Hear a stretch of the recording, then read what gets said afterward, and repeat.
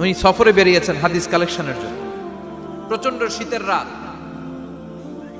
উনি মাগরিবের নামাজ, এশারের নামাজ পড়ে একটা মসজিদে শুয়ে পড়লেন, আর শুয়ে শুয়ে হাদিস পড়তেছেন। কি পড়তেছেন? কথা বলেন। আর মনে মনে ভাবলেন রাতটা মসজিদে কাটায় দেই, ফজরের নামাজ পড়ে আবার বেরোবো। কিন্তু দারোয়ান এসে বলে মসজিদে থাকতে পারবেন না, ওঠেন। দারোয়ান আছে না, কথা কন। আহমদ ইবনে হাম্বল বললেন আমি শুধু রাতটা থাকতে চাই, আমি তো ফজরেরও মুসল্লি, ফজর নামাজ পড়বো তো এই মসজিদে, আমার থাকতে দাও। দারোয়ান তো দেয় না, কেনা মসজিদে থাকার জায়গা না, যান মিয়া।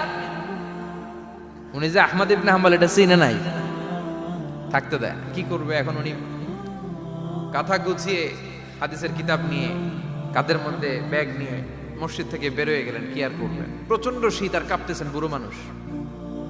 পথিমধ্যে দেখলেন বাজার, বাজার একজন খাব্বাজ, শাবুন খাব্বাজ, যুবক রুটি বিক্রেতা। সে রুটি বিক্রি করে, চুলার মধ্যে রুটি সেকে। সে যে সালাম দিল আসসালামু আলাইকুম, যুবক বলে ওয়ালাইকুম আসসালাম। আহমদ ইবনে হাম্বল বলে যুবক আমার যাওয়ার জায়গা নেই, সফরে বেরিয়েছি, খুব শীতে কষ্ট পাচ্ছি, রাতে যদি তোমার এই চুলা থেকে একটু আগুন পোহাই কোনো সমস্যা? যুবক বলে না না সমস্যা না, আহলান ওয়া সাহলান, বসে আমদের আসেন আসেন, আপনি আগুন পোহাইলে আমার সমস্যা কি? সুবহানাল্লাহ পড়েন।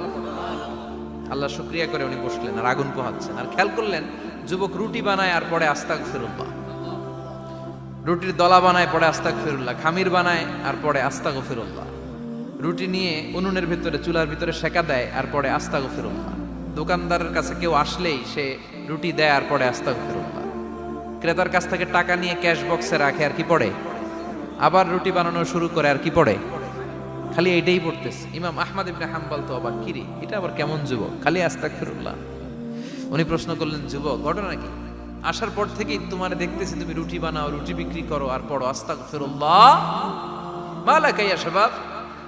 যুবক বলে আস্তাগফিরুল্লাহ আমার সবচেয়ে বেশি পছন্দের আমল, আমি সব সময় আঠার মতো ইস্তেগফারের সাথে লেগে থাকি আর সব সময় পড়তে থাকি আস্তাগফিরুল্লাহ, আর এর বদৌলতে আল্লাহ আমারে মুস্তাজাবুদ দাওয়া বানিয়ে দিয়েছে।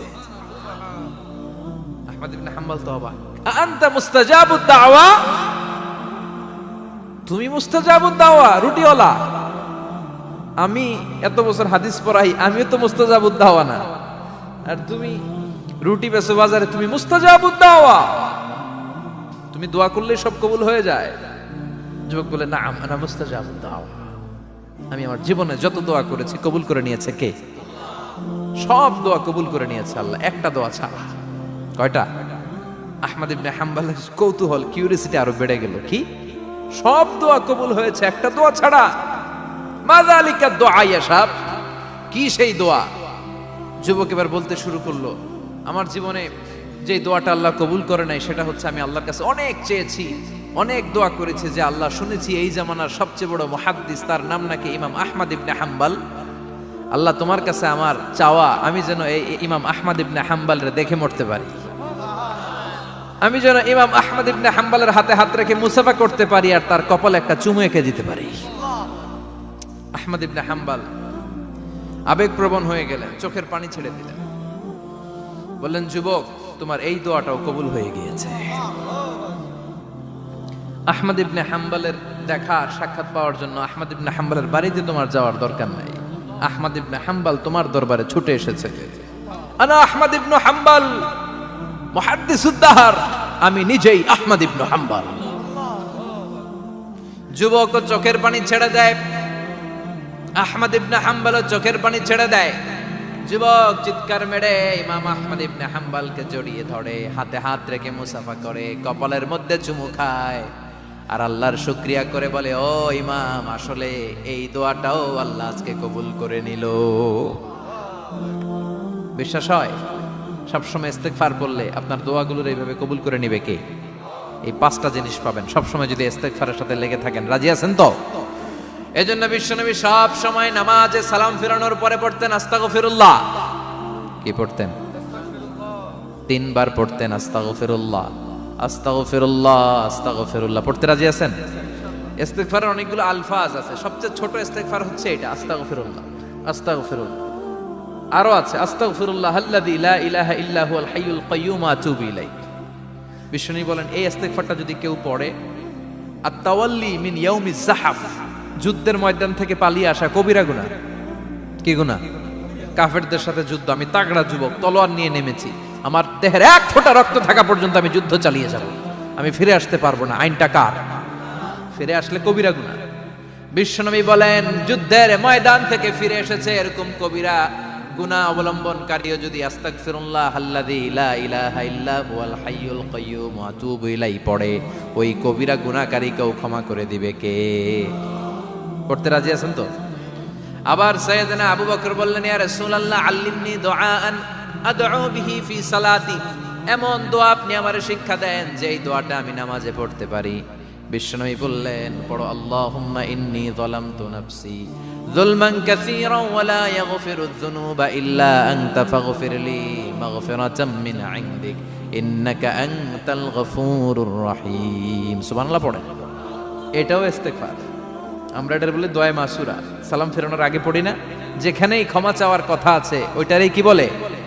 ইস্তেগফার। আল্লাহুম্মা ইন্নী যালামতু নাফসি, আল্লাহ জুলুম করেছি, যুলমান কাসীরা, অনেক জুলুম, ওয়ালা ইয়াগফিরুয যুনুবা ইল্লা আনতা, তুমি ছাড়া এই গুনাহ ক্ষমা করার তো কেউ নাই, ফাগফিরলি মাগফিরাতাম মিন ইনদিক, তোমার দয়ায় আমারে ক্ষমা করে দাও, ইন্নাকা আনতাল গফুরুর রহিম, তুমি হলা ক্ষমাশীল। ঠিক কি না? এটাও ইস্তেগফার, এটাও পড়বেন। আর এই সব ইস্তেগফারের শ্রেষ্ঠ ইস্তেগফারের নাম সাইয়্যিদুল ইস্তেগফার। যত ইস্তেগফার হতে পারে এর মধ্যে সবচেয়ে শ্রেষ্ঠতম ইস্তেগফার নাম কি? কথা কয়। বুখারীর বর্ণনা, শাদ্দাদ ইবনে আউস রাদিয়াল্লাহু তাআলা আনহু বর্ণনা করেন, এই সাইয়্যিদুল ইস্তেগফার দিনের বেলা যে পড়বে ওই দিনে মারা গেলে সে জান্নাতি। এই সাইয়্যিদুল ইস্তেগফার রাতের বেলা যে পড়বে ওই রাতে যদি ইন্তেকাল হয় ওই লোকটা জান্নাতি। মুখস্থ আছে না? কার কার মুখস্থ হাত তুলেন। মাশাআল্লাহ, তাবারাকাল্লাহ, মাশাআল্লাহ, মাশাআল্লাহ। আর যাদের নাই তাদের হোমওয়ার্ক, তাদের আল্লাহুম্মা আনতা রাব্বি লা ইলাহা ইল্লা আনতা খালাকতানি ওয়া আনা আবদুক ওয়া আনা আলা আহদিকা ওয়া ওয়া'দিকা মাস্তাতা'তু আউযু বিকা মিন শাররি মা সানা'তু আবু'ু লাকা বিনি'মাতিকা আলাইয়া ওয়া আবু'ু লাকা বিযামবি ফাগফিরলি ফাইন্নাহু লা ইয়াগফিরুয যুনুবা ইল্লা আনতা। সুবহানাল্লাহ পড়েন। আজকে রাতে পড়ছেন, মারা গেলে জান্নাতি। চিল্লায় পড়েন আল্লাহু আকবার। এজন্য বিশ্বনবী বলেন আমার আগের গুনাহ মাফ, পরের গুনাহ মাফ, তারপরেও প্রতিদিন আমি 70 বার তওবা ইস্তেগফার পড়ি। আজকে থেকে পড়তে রাজি আছেন তো? বেশি বেশি ইস্তেগফার পড়া যাবে না? একটু প্রাণ খুলে দিল খুলে আওয়াজ করে পড়েন তো আস্তাগফিরুল্লাহ। আর জোরে পড়েন আস্তাগফিরুল্লাহ। আবার সবাই পড়েন আস্তাগফিরুল্লাহ। সব সময় তওবা ইস্তেগফার যারা পড়ে তাদেরকে পছন্দ করে কে? সব সময় জিকির করে করে জিহ্বাটারে যারা ভিজিয়ে রাখে তাদেরকেও পছন্দ করে কে? আল্লাহ বলেন ওয়াজকুর রাব্বাকা ফি নাফসিকা তাদাররুআন ওয়া খীফাতান ওয়া দুনাল জাহরি মিনাল কওলি বিল গুদুবি ওয়াল আসাল ওয়া লা তাকুম মিনাল গাফিলিন। সুবহানাল্লাহ পড়ে। আল্লাহ বলেন ওয়াজকুর রাব্বাকা ফি নাফসিক, আল্লাহরে মনে মনে ডাকো, তাদাররুআন ওয়া খীফা, আল্লাহর জিকির করতে আল্লাহ বলেছেন ফি নাফসিক। বুঝতেছেন না অর্থ? ফি নাফসিকা, মনে মনে আল্লাহর জিকিরটা করো।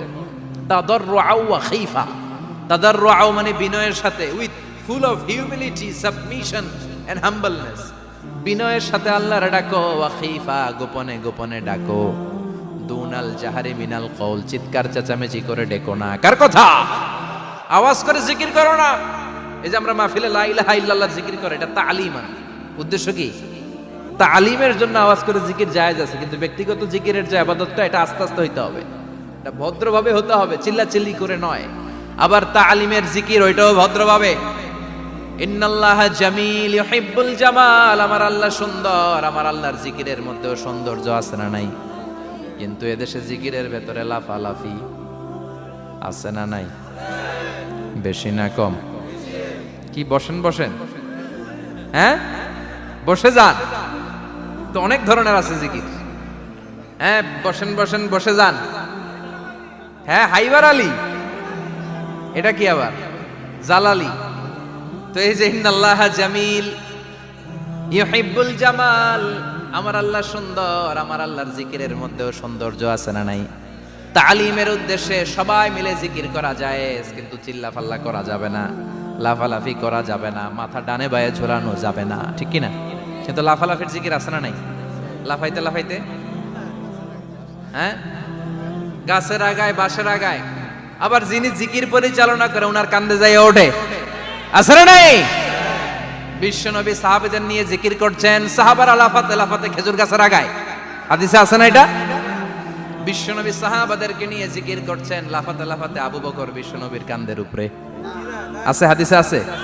এটা জিকির নয়। কি সুন্দর দেখেন, ইসলাম বোঝা কত সহজ। ওয়াজকুর রাব্বাকা ফি নাফসিকা তাদাররুআ ওয়া খাইফা, গোপনে জিকির করো, ভদ্রতার সাথে বিনয়ের সাথে জিকির করো। ওয়ালা তাকুম মিনাল গাফিলিন দুনাল জাহারি মিনাল কওল, চিৎকার চেঁচামেচি করে জিকির করো না। যারা চিকফাল দিয়ে হই হই হই হই করে, আছে না? হই হই হই হই হই হইয়ের ভিতরে আল্লাহর নাম আছে, হ্যাঁ? এই যে হুই হাই হুই হাই, এই স্টাইলের যে জিকির, এটার ভিতরে আমার আল্লাহর নাম আছে? আল্লাহর নাম যদি না থাকে ওইটা জিকির হবে? কথা বলেন। বিষ্ণু বললেন, খবরদার, চিৎকার চেঁচামেচি করে লাফালাফি করে যারা জিকির করে এরা মনে করে আল্লাহ কানে শোনে না। কথা বলেন। আপনি গোপনেও আল্লাহর ডাকলে আপনার ডাকে সাড়া দিবে কে? এজন্য রাব্বুল আলামিন বলেন, ফাযকুরুনি আযকুরকুম ওয়াশকুরুলি ওয়ালা তাকফুরুন।